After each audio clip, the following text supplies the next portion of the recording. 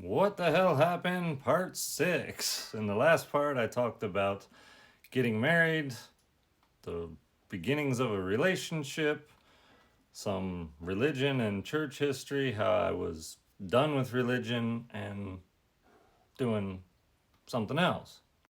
So now I'm newly married, have the same job as before, and a new place, and higher monthly bills. I'm the only one with a job. Um, got married, she moved out. She still didn't have a driver's license. She just never really wanted to get one. I'm not really sure. She just procrastinated a lot, which was something that, yeah, I didn't. It could have been something I could have said, hey, why is she such a procrastinator? Why does she not want to do this stuff? Um, so I'm struggling to do the bills and work full time while she's at home. Don't even, I guess she was just hanging out. I don't know. Um, she was kind of looking for a job, possibly. Eventually, we go to get her a driver's license, and it took all three tries at the DMV, and she failed the parallel parking pretty much every time. And the last time, she crushed the cone on the parallel parking, and you can't try for 6 months later. And our entire financial future, in my mind, is banking on her being able to get a driver's license so she can drive to a job so she can bring in an income. Absolutely mangled it, and they passed her.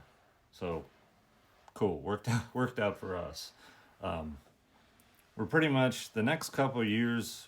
Really, not a lot changes. The first 2 years, she's still, yeah, just kind of a happy party, make friends, just, yeah, real bubbly and happy. And I'm just real like, I'm different. I'm just real methodical and get the bills paid. And she's thrifty, so she doesn't blow all my money, which is really nice.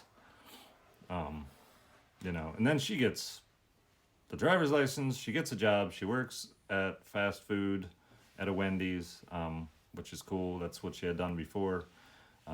Easily got a job there, and so we're both bringing in income, and now we have money, but not a lot because, yeah, I'm still making $8, $9 an hour maybe at this point. I've had this job for 4 years, something like that. It's pretty much a dead end job. I don't totally realize it. But I am getting a lot of good building and construction experience. Um, and so I'm just going through.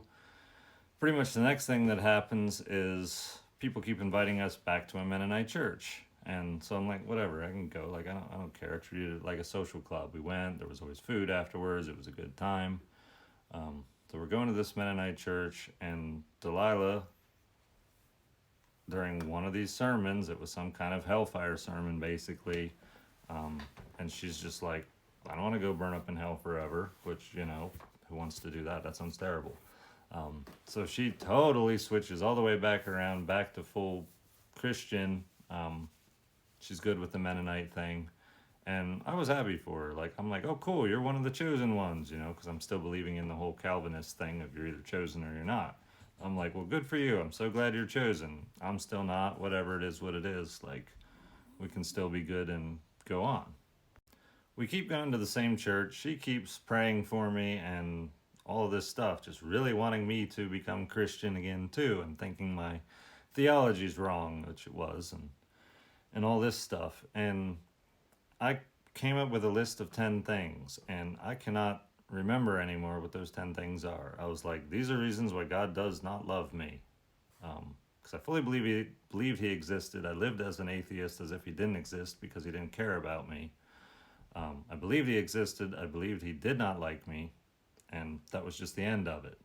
I still, in my mind, I was like, I'm going to show God. I'm going to be the perfect human being.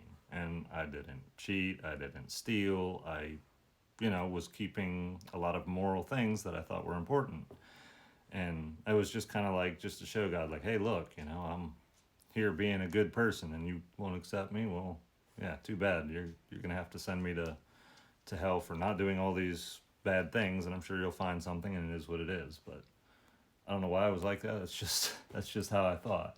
Anyway, this list of 10 things, which again, I can't totally remember. I can remember a couple, but I'm not going to drag other people into it that don't need to be dragged into it. Um, I thought they were impossible. They relied on human free will in order to come about, or God literally had to force somebody to do something. Anyway, all those 10 things crossed off my list in a 6 month period. And I just totally broke down. And I'm like, what? Like, God doesn't hate me? Like, full realization. And so I came back to being Christian and back to the Mennonites because that's just where we were going. That's how it was working out.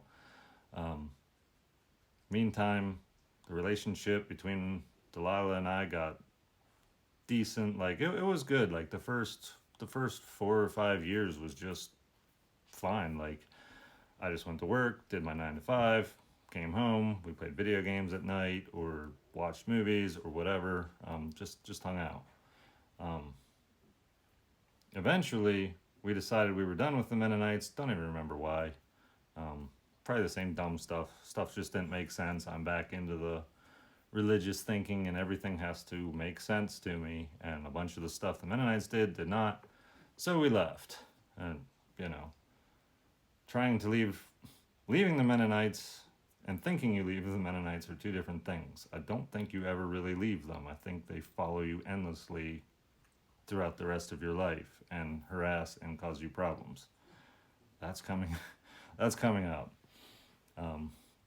Anyway, we're going to this other church. It's basically like a Baptist church. It's an independent church, familiar to what both Delilah and I grew up with and are familiar with. And we just go, and everything seems good, and everything's going along great, and I've still got my job, and I made myself the first person to go to work, the last person to leave, always came out whenever there was extra work to be done, did the hardest stuff. I was like, yeah. And my boss had said I was never eligible for a promotion because of my beliefs weren't the same as his. Ended up changing his mind and promoted me to foreman. And so I'm the foreman of a construction crew, and I get a big pay raise. I'm making like $12 an hour or maybe $11.50, and things are all going real good. And then I can understand this now from my point of view. Having been self-employed, eventually it just gets to be too much. And my boss is just like, I can't keep going with this. I want to do something else. I'm going to get a different job. I'm going to do something else. And so he decides to lay everybody off. And eventually, like, he just kept laying off from the bottom down. So it was just me and him working, doing custom homes. And we went from custom homes more to renovation type stuff. And I'm the foreman, and I am the only employee. So I'm the foreman of nobody. That's how this is going. And eventually he says, I'm shutting it down. I'm not doing it anymore. And you're going to have to find another job. Meanwhile, I've had the same job for 9 years straight out of high school. I'm like, what am I going to do? This new church I'm going to is a much bigger church. I was used to going to churches with like 20 to 60 people in them. This church had like 500 people every Sunday morning, big church. And a couple of them were contractors. And I ended up talking with one, just basically brought up in like the Sunday school meeting, like, I'm losing my job. And the one I ended up talking with, he did pretty much door and window installs. He was a subcontractor for Lowe's. And I ended up, long story short, deciding I was also going to be a subcontractor after having failed interviews and I just wasn't personable. I'm an introvert. I don't interview well. I don't test well. None of that. So people just weren't that interested in me and hiring me. Plus, I didn't know how to write a resume very well. I'm sure it was awful. So I ended up becoming a subcontractor, which means I needed my business insurance and my contractor license number and all this stuff. Got all that, and everything seemed to be looking up. I was going to be working for him, making a lot more than what I had made before, and I'm running out of time. So, in the next part, I'm going to talk about how the relationship went from being my marriage. Those were all the good years.